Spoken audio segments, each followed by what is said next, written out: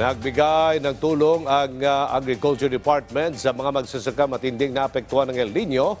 Samantala, libreng mammogram at breast ultrasound para sa mga kababaihan ipatutupad na ngayong Abril. Yan at iba pa sa Express Balita ni Kate Renya.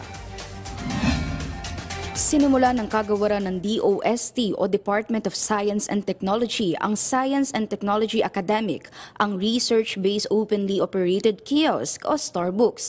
Ito ay isang library na nasa box ang naglalaman ng libu-libong digitized resources na may iba't ibang format at hindi nakadepende sa internet.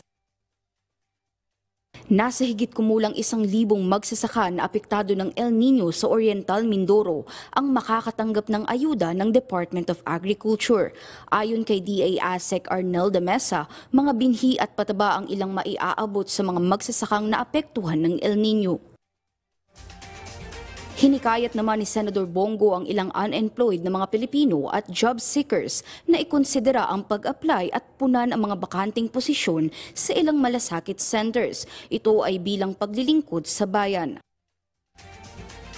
Isang kasunduan naman ang pinirmahan ni Department of Justice Bureau of Claims at Commission on Human Rights na bubuo ng referral system para mabilis na makatanggap ng kompensasyon ang mga biktima ng illegal detention at imprisonment sa bansa.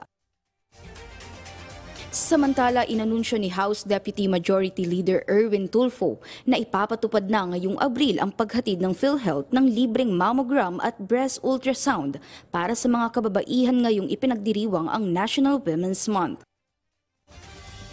Dumulog naman sa Office of the President ang mga tsuper at operators na may rutang NAIC PITX, Tagaytay PITX, Indang PITX, Alfonso PITX at Mendez PITX sa Presidential Action Center para ireklamo si Regional Director Cupido Jerry Asuncion.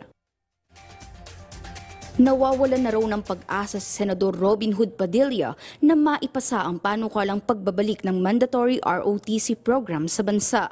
Binigyan din niya ng senador sa gitna ng ginagawa niyang military reservist recruitment para sa mga empleyado ng Senado. Dumistansya ang Armed Forces of the Philippines sa isyu ng pagkaudlot ng promotion ni Brigadier General Ranulfo Sevilla. Gayunman sa isang pahayag, sinabi ni AFP spokesperson Colonel Francel Padilla na seryoso nilang tinutugunan ang mga alegasyon at reklamo patungkol sa proteksyon ng mga kababaihan at kabataan.